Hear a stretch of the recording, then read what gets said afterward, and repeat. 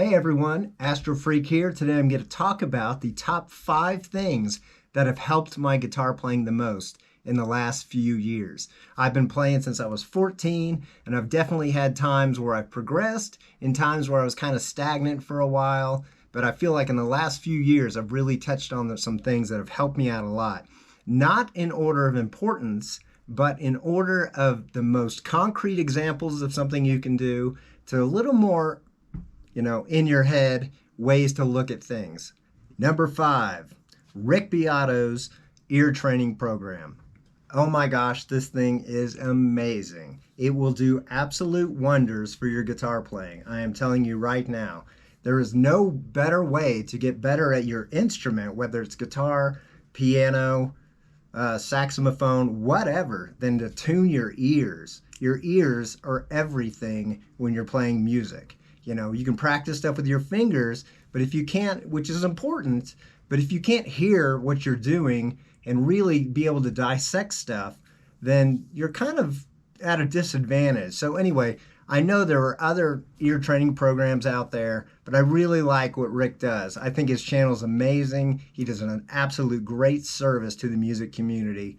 Number 4 on my list is Wayne Krantz's Improvised OS. This book is another amazing piece of work by Wayne Krantz. I love this guy. I think he's amazing, and the way he plays kind of checks all the boxes for what my ears really find interesting. But the great thing about this book is it takes kind of what you've learned on guitar and kind of puts it to the side. We're no longer thinking about patterns or scales or keys. We're thinking about tonal centers and using, one of the 2,000 plus formulas to learn your way around the intervals and how to make music, restricting your practicing. So what I like to do to make this restricted practicing really work on my head and my brain is I like to get my 12-sided dice here. So what I'll do is I'll make one of the dice will be the zone I have to play in, which is the 4 frets, and the other one will be the tonal center, or don't think of it as the key, but the tonal center of where the 1 is in the formula. So if I were to roll 2 dice, I got 10 and 10. Let's pretend that they're not the same. I got a 7 and a 10. All right, so the 10, let's say I make the blue dice, is going to be my 10th fret. So I'm going to have, my zone is going to be from 10, 11, 12, and 13th frets. The 7 means I'm going to have my 1 in the formula as the key of B, or the formula is going to start on a B. So when I used to teach guitar a lot, I'd say one of the great things about guitar is like you can learn a pattern and move it all the way up and down the neck in different keys, and that's cool. One of the really bad things about guitar is that you can learn a pattern and move it around up and down the neck.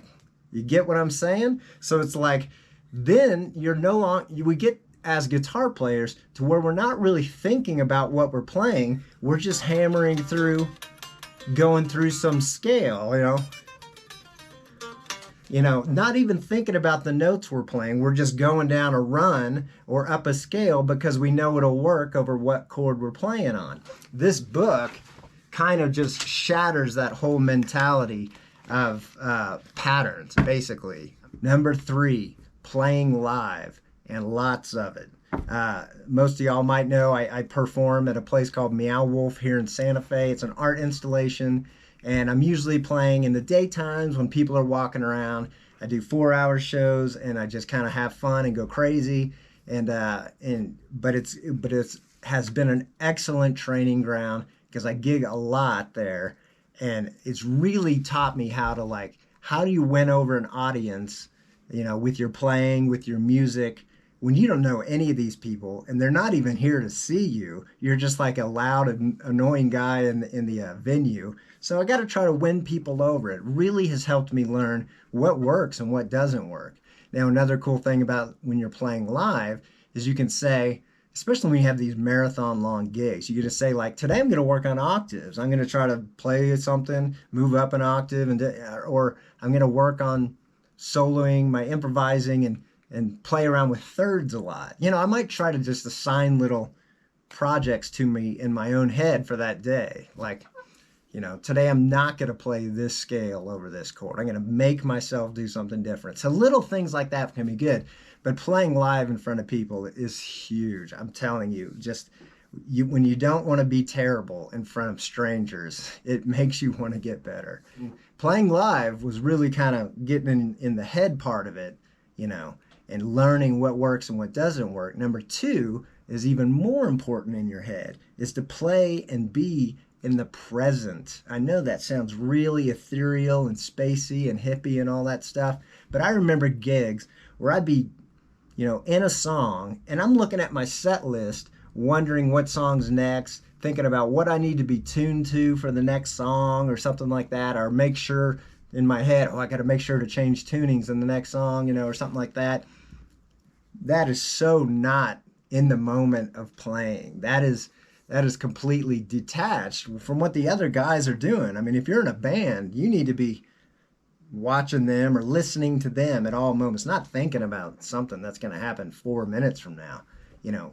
So a lot, that kind of thing is a simple shift in your thinking, but it makes a monumental difference, because all of a sudden you kind of loosen up and you're playing and you're like, I'm not worried about what's coming up next. I'm like, where am I at right now? What's the beat doing? What's the melody doing? How can I complement what everybody's hearing instead of adding to the mix? If you're thinking about 4 minutes from now, you're not thinking about what you're playing. If you're not playing, yeah, think about whatever you want. But I would still say play in the present. That's really important, I think, just to be in it and enjoy it. I mean, it's fun. It's more fun to play in the present because you're not obsessed or worried about something that hasn't even happened yet. So that's another one to think about. Number one. Well, number one's tough. This is a toughie one to kind of talk about. We all went through this pandemic in 2020, and it was a really hard year for a lot of people. It was especially hard for myself, and I know lots of friends. It was just a tough year. A lot of things happened. We lost some guitar heroes. We lost Edward Van Halen. I mean, that was absolutely devastating news for the entire guitar community. As for drummers, we lost Neil Peart. So we're always going to be losing heroes that we love. And that's a hard thing to swallow. I mean, you know, but the thing is, here's what you need to think about. There will never be another Edward Van Halen. There will never be another Neil Peart. There will never be another Bach or Beethoven or William Shatner, who's still alive, thankfully. But these people are like, they're one of a kind. They're one of a kind. They cannot be replaced. You don't want to replace those people. Those people are who they are. But you know what? There is only one of me. There's only one of you. There's only one of you. Why do you like the actors and the musicians that you like? It's because their personality comes through their playing or their acting. Maybe not so much their acting, maybe we like their style of acting, but it can be anything. Why do you like a painter that you like? Because their personality and what makes them them comes through their art. So lean into your art through being you. Like, be as much of you in your art as you can. Who cares if the world thinks it's weird or crazy or they just don't like it? You know, as you do it, you'll figure out what people like and, you know, what works and what doesn't work. We're not here to please everybody, but you are here to be you. You know, think of the YouTube channels you subscribe to. You subscribe to them because you like, more than likely, the personality of the people that you're watching. You know, I mean, YouTube's really a learning place, but, you know, it's also about you're kind of getting to know people by watching their stuff in a detached kind of way. So all that is to say, like, you are you and there's no replacing you. So lean into your playing, find out what you are good at and what, you know, I remember thinking a long time ago, you know, not worrying. I mean, I used to worry about, hey, I'm just not further along as I want to be, all that kind of stuff. Dude, like enjoy where you're at right now. This is where you're supposed to be. So, you know, you can work on getting better at things through all these sort of things I've been talking about. But hey, you're better today than where you were a year ago or 10 years ago or whatever. Hopefully, you know, you're moving along. We're all moving along in life. So, you know, think of that. Don't get down on yourself. I mean, I used to kind of get down on myself that my picking's never been the greatest picking ever, or that kind of thing. I remember when I was 17 and went to see Steve Vai play opening up for Whitesnake, and we got there before the show, my friends and I, and we got to meet him, and we were like going crazy because we were 17, and it was like 89 or something like that, or 90. I remember holding my hand up to Steve Vai's. I asked him, and he had about this much reach on my fingers, like so much, easily an inch and a half. So it's like, you know what? I'm at a disadvantage because, you know, my hands just aren't as big as his. But you know what? I mean, I can still do a lot of cool things. And, you know, so I had to lean into what I was good at, is the point. You know, I'm pretty good at legato. So I worked on my legato a lot and that kind of thing. Working on cool chord formations or that kind of thing. You know, you don't need big hands to write great music, you know. So you can do what you can do with the boundaries you have, but lean into it. Lean into what makes you you. Thank you so much for watching. I really hope this helped you out in some way.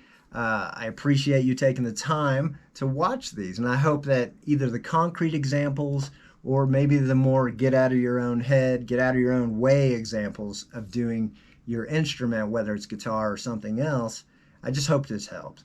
If it has, please leave a comment. Please hit the like button so I'll know that people are digging it and I can keep making videos like this. Thank you for your time, and see you soon.